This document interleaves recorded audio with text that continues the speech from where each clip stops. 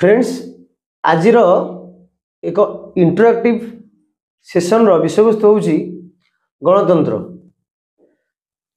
आम आज आलोचना करवा विशेष भाव में ये गणतंत्र एक उपक्रम। तो गणतंत्र एक बैकग्राउंड जानिबा ये गणतंत्र इम्पोर्टेंस कौन अच्छी, गणतंत्र को कहीं बेस फॉर्म बोली कह जाए। तो फ्रेंड्स गणतंत्र को आम एक राजनीतिक तत्व, एक राजनीतिक आदर्श एवं राजनीतिक एक कॉन्सेप्ट धारणा भाव में मौलिक धारणा में निया किंतु आमर प्रमुख भाव में आलोचना रहिबो एक तत्व हिसाब से नुह कि आदर्श नुह, ये रहिबा एक शासन व्यवस्था। को व्यवस्था?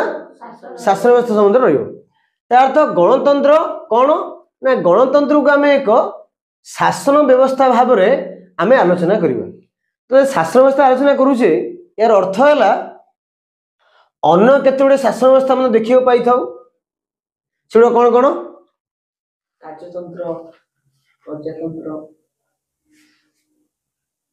राजतंत्र, तापर हे परिबो कोन हमर सामरिक सामरिक शासन, एकछत्रवाद, तापर धर्म जाजक माने शासन करती।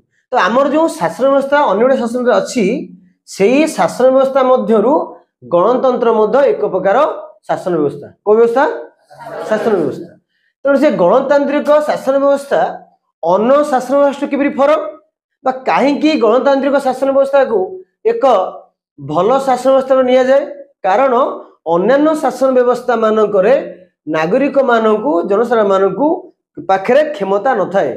जनसाधारण माने शासकों को बाछिबार क्षमता पारे न थाए, किंतु गणतांत्रिक शासन एपरि शासन व्यवस्था जोठारे नागरिक मानकु बा जनसाधारण मानकु संपूर्ण क्षमता दि जाय थाए, से तांकर शासक बाछि थांती। तेणु गणतंत्र शासन व्यवस्था होउची सर्वोत्तम शासन व्यवस्था भाव में ग्रहण करा जाए। फ्रेंड्स जो एक आम जो आलोचना करबा फॉर्म ऑफ गवर्नमेंट ताक विशेष करी जॉन ऑस्टिन, जेम्स ब्राइस, एवी डाइस, जॉन सिली, ए सी